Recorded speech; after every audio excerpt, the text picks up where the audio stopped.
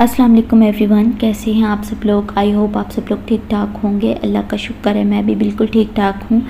आज मैं एक लड़की की स्टोरी आपके साथ शेयर करने लगी हूँ जिसकी 3 शादियाँ हुई हैं और जहाँ पे उसकी तीसरी शादी हुई है ना, वो जो उसके शौहर है उसको ना रस्सियों से बांध के छोड़ जाते हैं घर, फिर वो काम पे चले जाते हैं। और ये बिल्कुल स्क्रिप्टेड स्टोरी नहीं है और ये है भी हमारे अपने रिलेटिव्स में। मेरी अपनी पापा के फूफो की बेटी की स्टोरी है ये। उसकी 3 शादियों में मैं आपको बताती हूँ कैसे कैसे हुई और क्यों उसको इतना मारा जाता है। बेसिकली मतलब हम बात कर रहे हैं कि बेटियाँ किस तरह से कंप्रोमाइज़ करती हैं। मैं अनमेरिड हूँ, मुझे ऐसा लगता है कि शादी के बाद तो कंप्रोमाइज़ करना ही होता है। बेटियाँ जो है ना वो शादी से पहले भी कंप्रोमाइज़ कर रही होती हैं बहुत सारे मामलात में। तो मैं आपको बताने लगी थी उस लड़की की स्टोरी। वो मेरे पापा की फूफो की बेटी है। वो जिस घराने में उसकी शादी हुई वो ज़्यादा कोई वेल एजुकेटेड नहीं थे, ना ही इतने ज़्यादा अमीर थे। और जो लड़की थी वो भी इतनी ज़्यादा पढ़ी लिखी नहीं थी और उसके जो घर वाले थे वो भी इतने ज़्यादा कोई अमीर नहीं थे, दोनों नॉर्मल थे। उसकी शादी हुई, उसके हस्बैंड जो है वो उसको ना शादी के थोड़े महीनों बाद उसको ऐसे जानबूझ के टॉर्चर करने लगे, जानबूझ के मारने लगे। एक होता है ना कि कोई गलती की है, मतलब कि घर के काम नहीं कर रही हो या खाने में खाना सही नहीं बनाया, कपड़े वगैरह इस्त्री नहीं किए, इस तरह की बातों पे नहीं, जानबूझ के उसको इस तरह टॉर्चर करने लगे। उसको मारते रहे। उसने अपने पेरेंट्स को बताया तो वहाँ से पेरेंट्स ने उसकी डाइवोर्स ले ली। दूसरी जगह उस बेचारी की शादी हुई तो उसमें से दूसरी शादी जब हुई तो उसकी एक बेटी पैदा हुई। वो वाले हस्बैंड भी उसको बहुत ज़्यादा मारते थे। और हम लोग ये समझते हैं ना कि हम लोग गरीब हैं, हम लोग या कोई भी मतलब गरीब घराने की लड़की है उनको ज़्यादा कंप्रोमाइज़ करना पड़ता है, मिडिल क्लास के लोगों को ज़्यादा कंप्रोमाइज़ करना पड़ता है। तो ऐसा कुछ नहीं है, बहुत सारी किस्मत की होती है, क्लास चाहे जो भी हो। तो वो वाले जो हस्बैंड थे उसके वो भी उसको बहुत ज़्यादा मारते थे। आई थिंक उसकी बेटी थी शायद इसलिए मारते थे। वहाँ से भी उसने थक हार के ना डाइवोर्स उसके पेरेंट्स ने दिलवा दी। फिर पेरेंट्स ने मतलब ये नहीं कि उसने खुद ले ली, मतलब कि पेरेंट्स को नहीं बताया, पेरेंट्स से पहले तो खा के कंप्रोमाइज़ करो। फिर पेरेंट्स ने देखा जब कि बहुत ज़्यादा हो गया कि इसको बहुत ज़्यादा मार रहे हैं तो उन्होंने जो है ना वो डाइवोर्स ले ली। और फिर पेरेंट्स को चाहिए था कि तीसरी दफ़ा उसकी जहाँ शादी की ना उसकी शादी ना करते।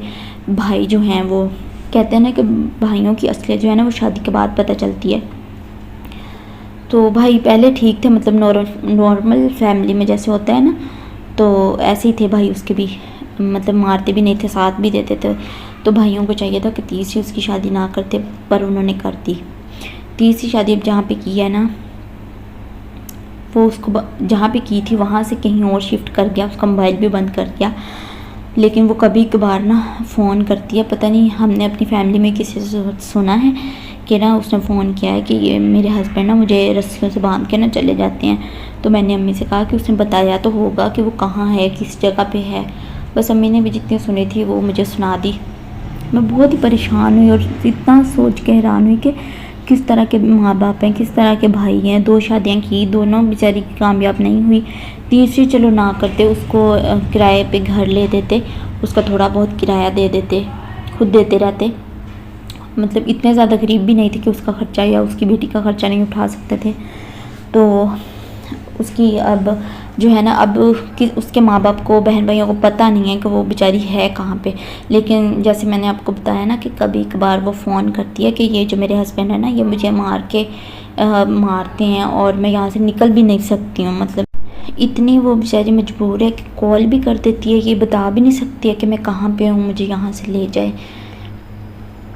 तो अगर ये पेरेंट्स मेरी वीडियो देख रहे हैं या कोई बहन भाई वीडियो देख रहे हैं तो खुदारा जब अपनी बच्चियों की शादी करें तो उनको ये सिखाया करें कि हम तुम्हारी बच्ची एक इंसान से कर रहे हैं। अगर वो जाहिल बन जाए या तुम्हें मारे जानवरों की तरह तो हम तुम्हारे साथ हैं, हमारी फैमिली। बट ऐसा होता नहीं और ना ही मुझे लगता है कि आगे ऐसा कुछ होगा। हमारी जो सोसाइटी है उसमें यही होता है कि बस बेटी की एक दफ़ा शादी कर दी है, तुम अपने घर में रहो जैसे भी तुमने रहना है।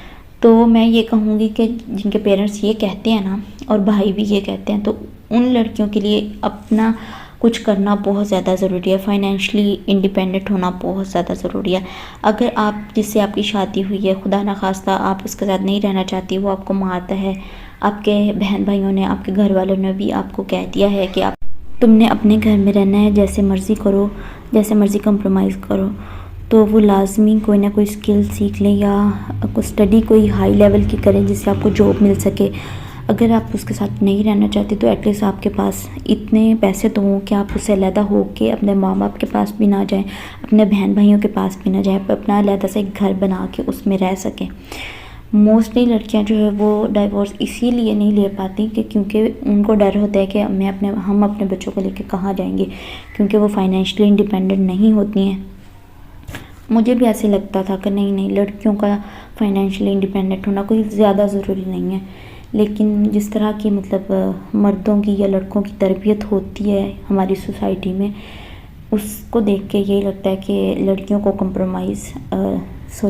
को जो है ना कुछ स्किल सीखनी चाहिए जिससे वो थोड़ी बहुत अर्निंग कर सकें। अच्छा, मैं उन लड़कियों की बात करने लगी हूँ जिन्होंने अपनी स्टडी कंप्लीट कर ली है और उन्होंने वो स्टडी की है जो कि हाई लेवल की नहीं है। वैसे तो जिस तरह का दौर है, हाई लेवल की भी कर लो तो जॉब मिलना बहुत मुश्किल है, और अगर हाई लेवल की आपने स्टडी नहीं की फिर तो बिल्कुल इम्पॉसिबल है कि आपको कोई जॉब मिले। तो मैं आपको एक स्किल बताने लगी हूँ जिसमें बहुत पैसा है, और वो है दर्जन कपड़े सिलाई करना। इसको आप सीख लीजिए, एक वाहिद स्किल है जो कभी भी ख़त्म नहीं होगी। बहुत सी लड़कियों को लग रहा होगा मेरी तरह कि ये कोई स्किल नहीं है, हम कपड़े सिलाई करेंगे, हम क्यों करेंगे।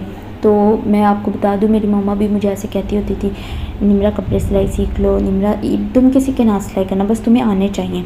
तो मैं भी मम्मा को कहती थी नहीं मैंने नहीं सीखना, मैं कपड़े सिलाई करूँगी, मैं नहीं करूँगी, और मुझे आते ही नहीं है, मैं कैसे करूँगी, मेरे से तो होगा ही नहीं। फिर आहिस्ता आहिस्ता मुझे भी समझ आने लगी कि जिस तरह का दौर चल रहा है ना, कि जिस तरह की तरबियत है लड़कों की, और जिस तरह का दौर चल रहा है, कोई हाई लेवल की भी जो स्टडी कर लो तो आपको जो है वो नौकरी नहीं मिल सकती। तो मैंने कपड़े सिलाई करना शुरू कर दिया और अल्हम्दुलिल्लाह अब मैं इस स्टेज पे आ गई हूँ कि खुद काट के खुद सिलाई कर लेती हूँ। जब अम्मी मुझे कहती थी कि निमरा कपड़े सिलाई सीख लो, तब मुझे ऐसे लगता था कि दुनिया का सबसे मुश्किल तरीन काम यही है। सारे काम मुश्किल हो जाते हैं जब आप जिस काम की आपको शौक़ होता है ना, बस आप उसमें लग जाए ना, आप कामयाब भी हो जाते हैं और आपको फिर वो आहिस्ता आहिस्ता आसान भी लगने लगता है। तो इसलिए मैं आप सबको ये कहूँगी, लड़कियां हैं, अगर कोई पेरेंट्स, कोई माएँ मेरी वीडियो देख रही हैं तो वो लाजमी अपने बच्चों को ये वाली स्किल तो लाजमी सिखाएं, क्योंकि ये वाहिद स्किल है जो कभी ख़त्म नहीं होगी, जैसे मैंने आपको बताया। आई होप आपको मेरी वीडियो पसंद आई होगी, मेरा जो है वो बोलने का अंदाज़ पसंद आया होगा। बेसिकली इस वीडियो में मैंने देखा है कि मैंने ना बहुत ज़्यादा काम के मैंने वीडियो रिकॉर्ड किया है, क्योंकि कॉन्फिडेंस मुझ में बहुत है, लेकिन व्लॉगिंग का ये मेरा पहला चैनल है तो कैमरे के सामने अकेले बातें करना थोड़ा मुश्किल हो जाता है। अदरवाइज़ मैं बहुत अच्छा बोल लेती हूँ। ये मेरी पहली वीडियो है, तो जिस तरह की भी लगे और मुझे कमेंट में लाजमी बताइएगा। मिलते हैं नेक्स्ट वीडियो में, तब तक के लिए अल्लाह।